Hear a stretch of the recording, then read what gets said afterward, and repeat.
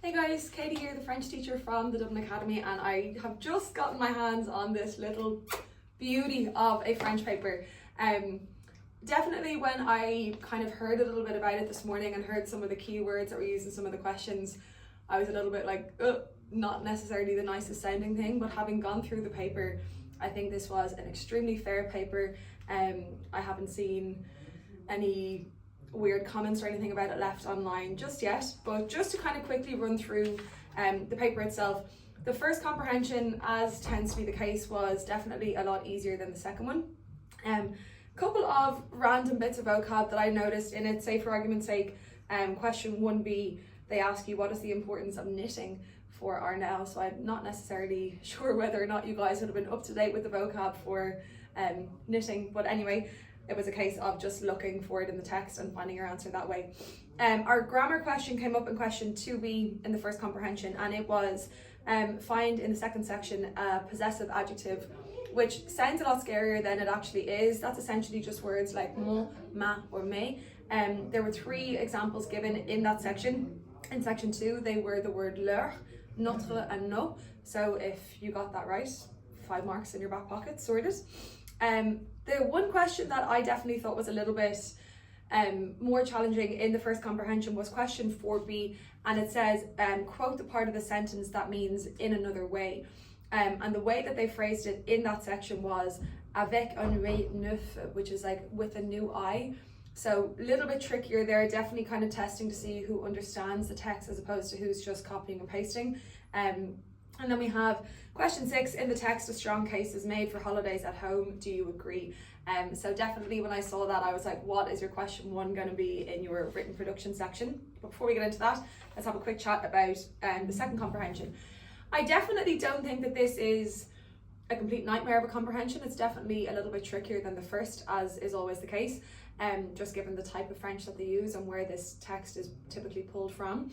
But in comparison to some of the past paper questions, I think the second comprehension is definitely on the fairer end of the spectrum versus the more difficult.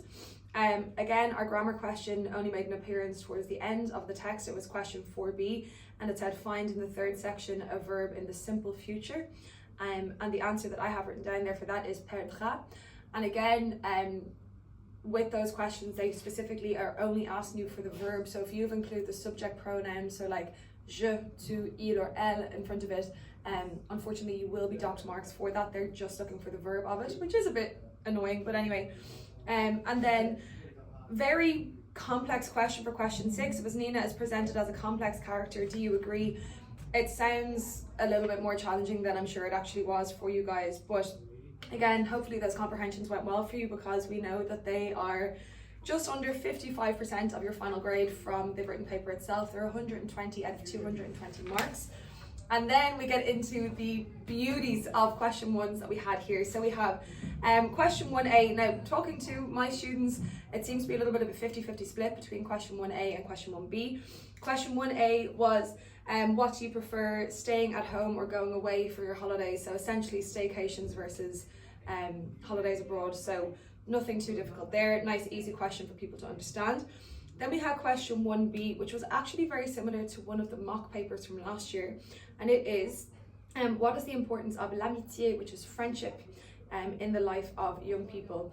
And that would have been something, not word for word, that I would have predicted, but one of the biggest things I thought we were going to see on this year's paper was the lives of young people, the problems that young people have, the good things of being a young people.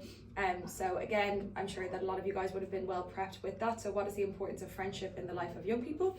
And then we had our récit for question 1c. So it was, where are we? Sorry, so about something that you did last week. Again, I typically don't go for the story questions just because I'm so scared of the language marks for it, just because you need to have your past tenses nailed. So I would have been more so inclined to just go with question 1a or 1b. And then we had a really quick buzz through questions 2 to 6. You only had to do one of them. I know a few of you probably did 2, just to have a nice backup question in your back pocket as well.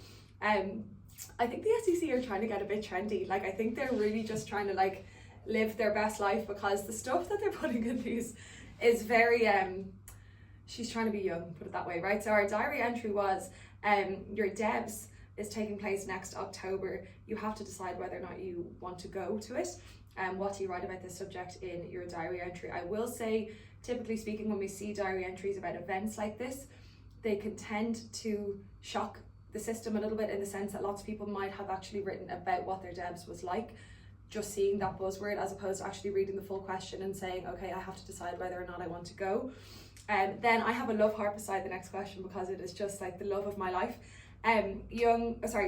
Social networks have a really strong impact on young people. Such a fair question for them to give, because you could talk about either the positives or negatives of social media, or both of them. It makes no odds, because they've just used that word strong, so they haven't necessarily made it a positive or a negative question. Again, the young people in the SCC, our email was about EP. Nice to see that we have some youth getting buzzed back into it. But again, nice easy question. Random things that they did to make that question a little bit easier for you were things like they gave you the word for attent, which is, you know, just very nicely une tente, but they gave you the word for the, like, things like that in the question itself, so you didn't have to think about it too much. And then our last two questions. So again, I think both of these are very nice questions. I do think that the visual they chose for question 5 is a little bit questionable. Like, I don't know where they're finding this, considering this is a question about university. Why we have goblins in the exam is beyond me, but anyway.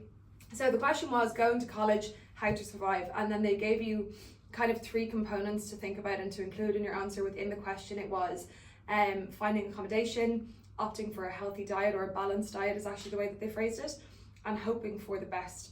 And then it just said give your reaction. So again, I think the preference there would be to include all 3 of those things. But again, nice easy question, kind of just about college, lots of vocab there that you would have been familiar with from your oral exam. And then our last question, which is again a little bit retro, a little bit more like vintage COVID era of the French exams. Online school. So online school, is it a success or a failure, essentially?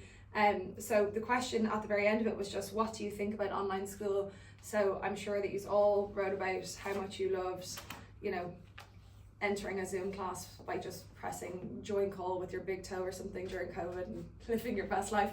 But I think the written paper was beautiful. I think it was very, very fair. I think it is definitely something that we're going to see a nice spectrum of grades within. I do, however, have heard that the oral exam was a little bit trickier.